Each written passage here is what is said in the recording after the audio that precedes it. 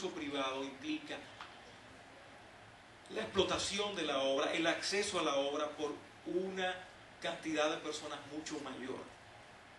Y en el caso de múltiples copias para uso de múltiples personas, evidentemente que estaríamos cayendo en una ilicitud, pues como refiere una autoralista colombiana, Mónica Torres Cadena, la ilicitud está dada desde el mismo momento en que la copia obtenida para uso personal está supliendo la copia legal puesta en el comercio.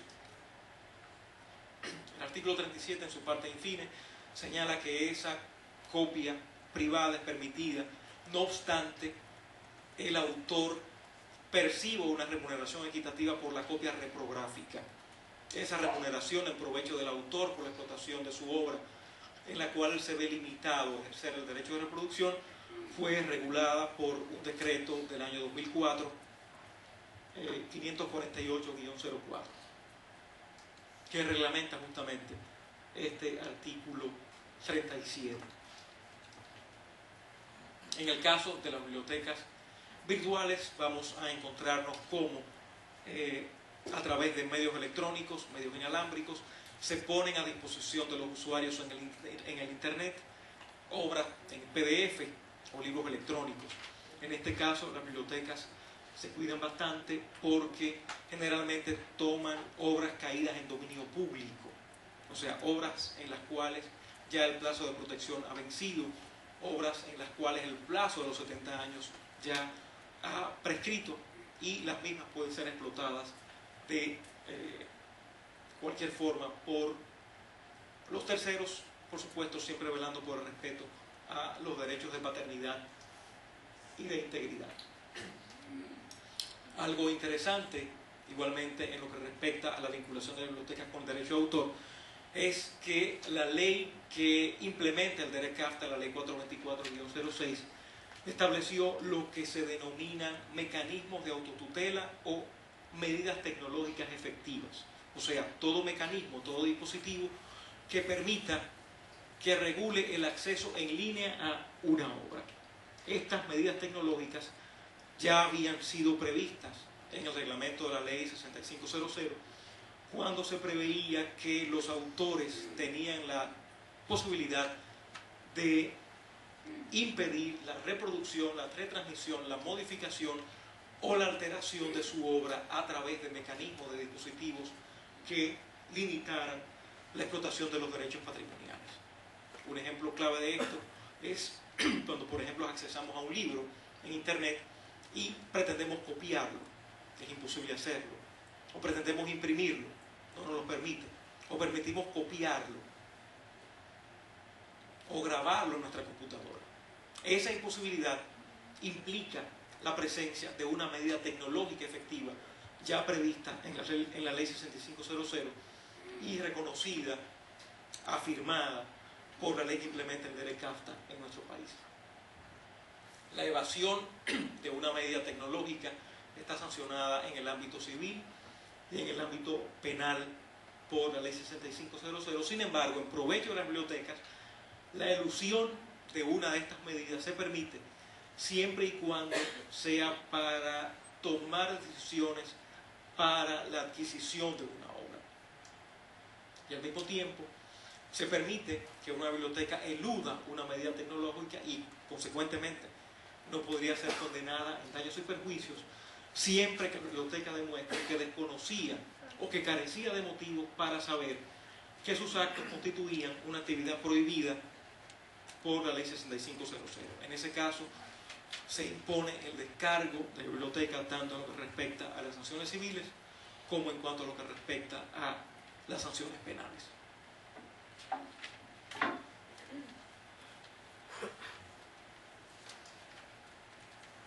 En lo que toca al depósito legal, vinculado de manera fundamental a la Biblioteca Nacional, tenemos que es una figura jurídica prevista en la ley 6500 que impone el depósito de creaciones literarias y artísticas protegidas por derecho de autor en la Oficina Nacional de Derecho de Autor y excepcionalmente en la Biblioteca Nacional.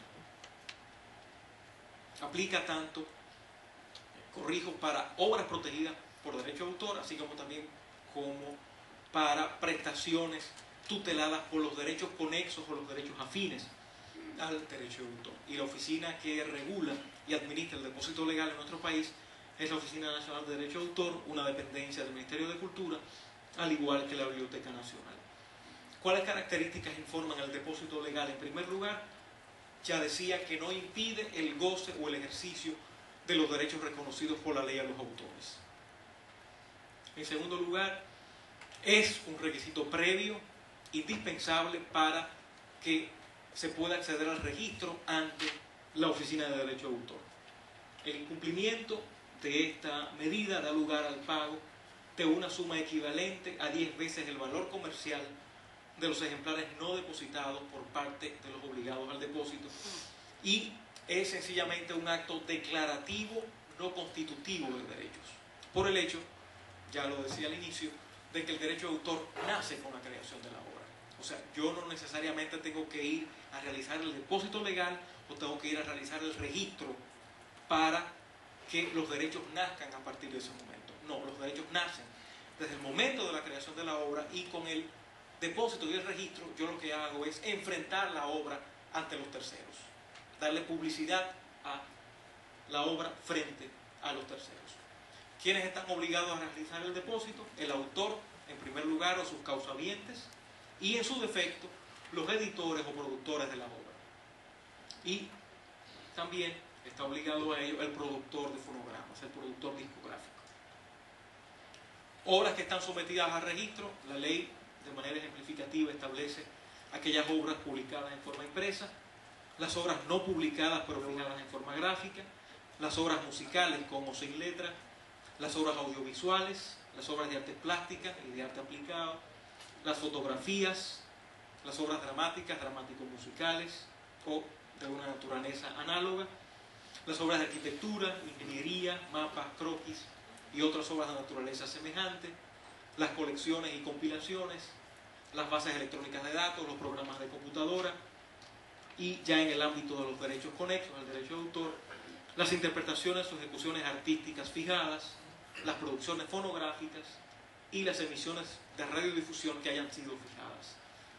A los efectos del depósito están excluidas las obras, interpretaciones o ejecuciones y emisiones de radiodifusión que no hayan sido fijadas en un soporte material. ¿Qué características deben presentar los ejemplares sometidos a depósito? Específicamente para obras en forma impresa, obras audiovisuales y programas de computadora, la ley establece características particulares y en el reglamento se fijan también condiciones para esta de acuerdo al género o a la naturaleza de la obra o a la prestación que sea sometida a depósito. Los ejemplares también a depositar deben reunir determinadas condiciones, y es que las mismas deben ser adecuadas para su conservación y preservación. El depósito realizado se hace constar en un registro levantado al efecto en orden numérico y en orden cronológico para asegurar la constancia de la información recibida al momento del depósito. Y hay que referir que el depósito es un requisito previo indispensable para proceder al registro en la Oficina Nacional de Derecho de Autor. Al tiempo de realizar el depósito se expide un recibo, que es la constancia que se necesita para proceder entonces al registro de la obra o la prestación. Ya decía que hay una sanción, que es el pago de 10 veces el valor comercial del ejemplar que no fuera depositado, suma que debe ser pagada solidariamente por las personas obligadas a este depósito, pero el incumplimiento de esta obligación, reitero, no limita el ejercicio de los derechos previstos en la ley. En lo que toca al depósito de obras impresas, el mismo no se realiza en la onda, se realiza en la Biblioteca Nacional. Esta es una diferenciación bastante clara de la ley. Y para cumplir con el depósito en la Biblioteca Nacional se deben someter 3 ejemplares impresos de la obra dentro de los 60 días de la publicación de la misma. Solo una vez realizado el depósito legal en Biblioteca Nacional se podría en consecuencia someter la obra a registro. La biblioteca les pide un recibo,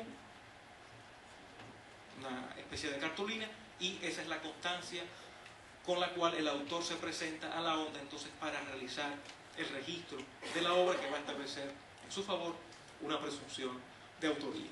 Ya señalaba el señor director de la biblioteca que existe, está vigente todavía, una ley del año 1971 de depósito de obras impresas en la Biblioteca Nacional, la Biblioteca del Congreso Nacional y la Biblioteca del Archivo General de la Nación.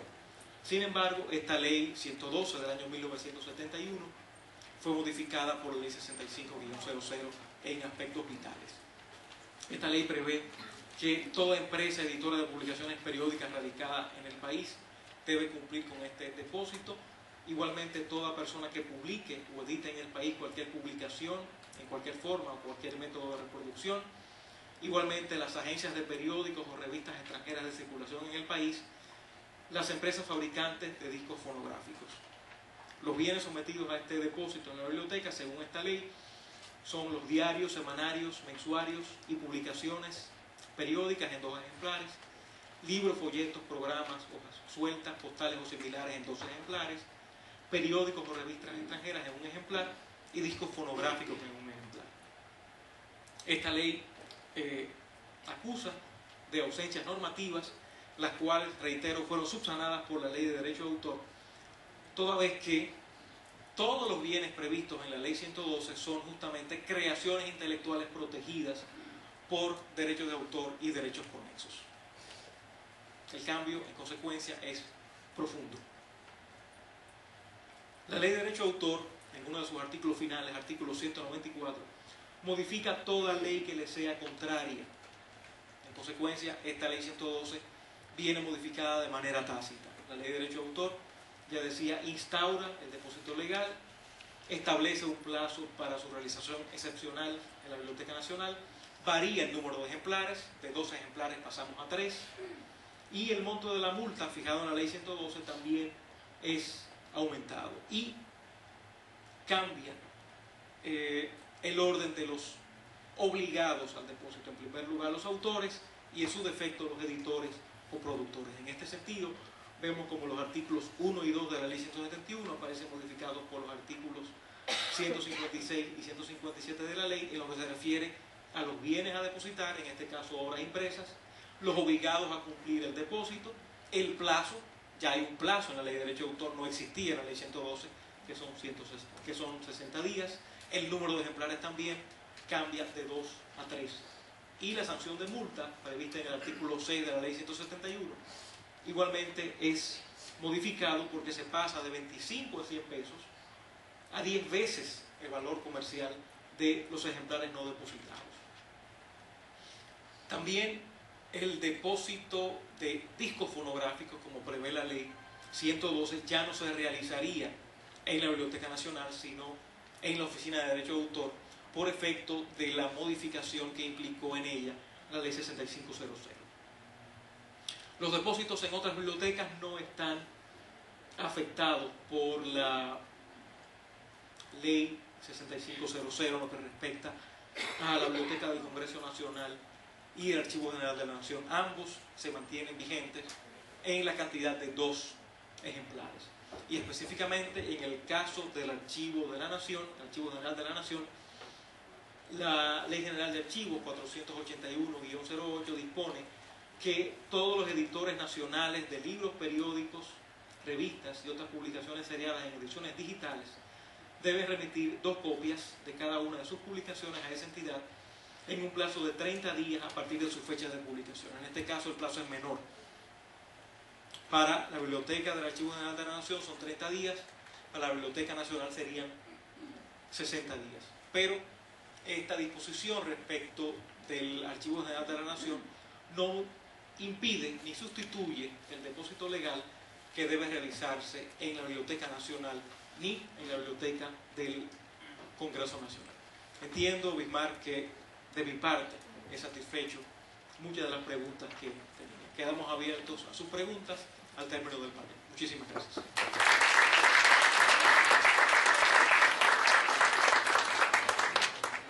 Muchas gracias, licenciado.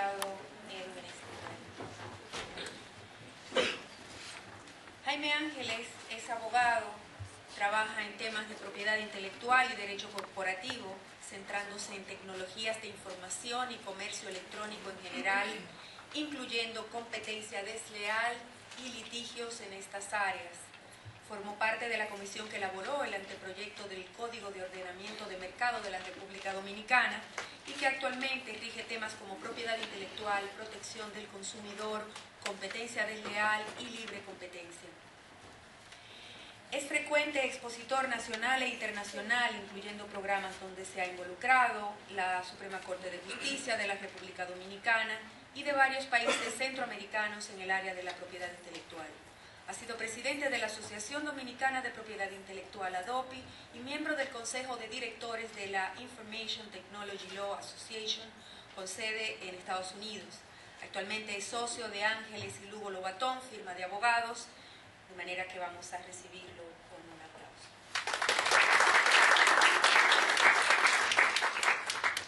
Bien, muchísimas gracias por la invitación que se me hace a formar parte de este panel. Debo de confesar,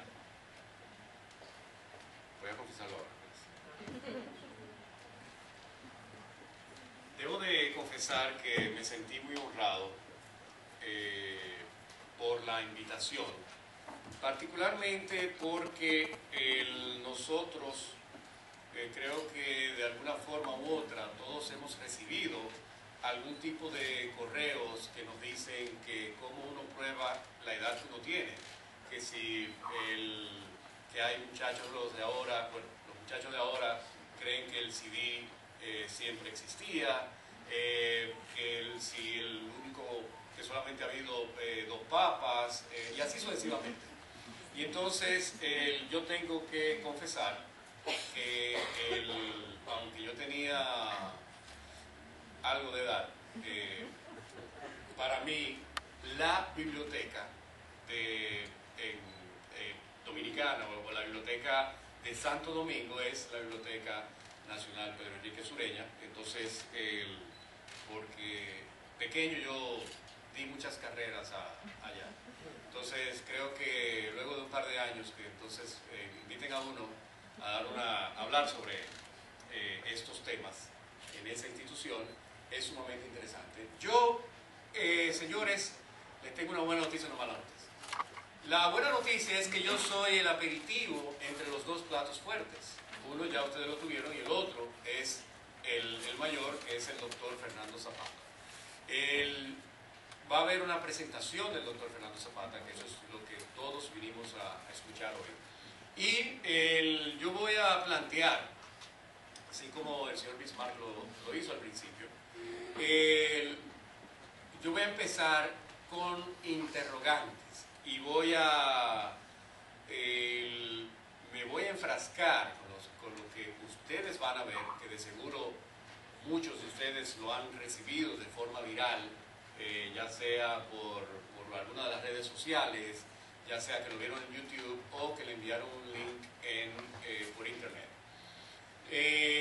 Vamos a ver un video de qué es lo que las personas o cómo muchas personas perciben lo que está sucediendo hoy en día con la tecnología y hacia dónde supuestamente va la propiedad intelectual, porque parece que don Diomedes y yo nos pusimos de acuerdo de lo que íbamos a hablar el uno y el otro. Por favor, para ver ese pequeño video.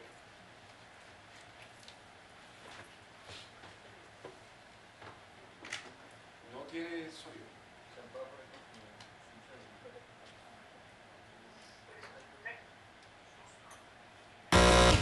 The internet at the end of the last century.